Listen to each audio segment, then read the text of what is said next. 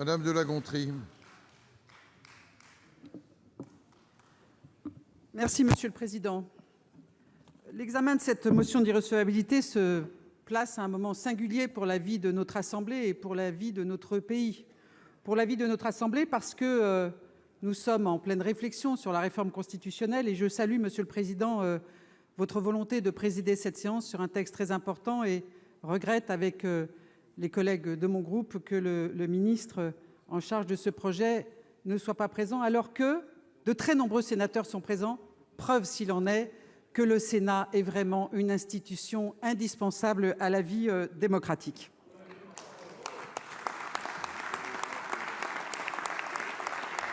Sur le fond de cette exception d'irrecevabilité, j'indique immédiatement que le groupe socialiste la votera et je crois qu'il est très important, et je m'adresse à Madame la ministre, je crois qu'il est très important d'entendre ce qui a été énoncé tout à l'heure. Je disais que nous étions dans une période singulière pour la vie de notre pays, évidemment.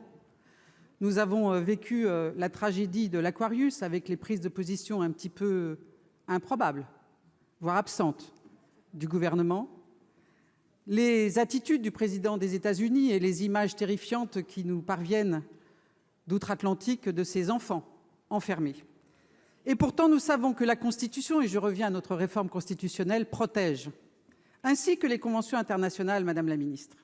Et donc, nous nous arrêterons pour le groupe socialiste sur 3 points et sur 3 raisons qui font que nous voterons cette exception d'irrecevabilité. Tout d'abord, l'atteinte au droit au recours effectif. Madame la ministre a tenté tout à l'heure d'expliquer que le sujet n'était pas menacé. Pourtant, c'est bien le cas. C'est la Convention européenne des droits de l'homme qui le prévoit. Et le raccourcissement des délais de procédure amène évidemment à s'interroger.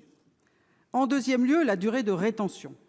Selon un scénario assez complexe, cette rétention, qui était déjà de 45 jours, alors que chacun sait qu'au-delà de 12 jours, elle n'a plus d'utilité, avait été doublée dans le projet gouvernemental, pour des raisons d'ailleurs que nous avons compris lorsque le ministre Collomb a dit qu'il redoutait le benchmarking des migrants, pour finalement être réduite à nouveau à 45 jours par la commission des lois, mais augmentée à 6 mois pour certains étrangers. Là aussi, nous considérons que ce n'est pas possible, en conformité avec la Convention européenne des droits de l'homme, de retenir pendant 3 mois ces personnes. Enfin, les enfants, et j'en termine. Les enfants, nous avons été condamnés 6 fois, chers collègues.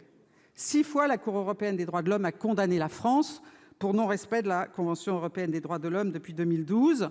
Non, il n'est pas possible de retenir des enfants en rétention, a fortiori pendant cette durée très excessive qui a été fixée par le projet de loi gouvernemental. Et c'est pour l'ensemble de ces raisons, Monsieur le Président, Madame la Ministre, mes chers collègues, que nous voterons cette exception d'irrecevabilité.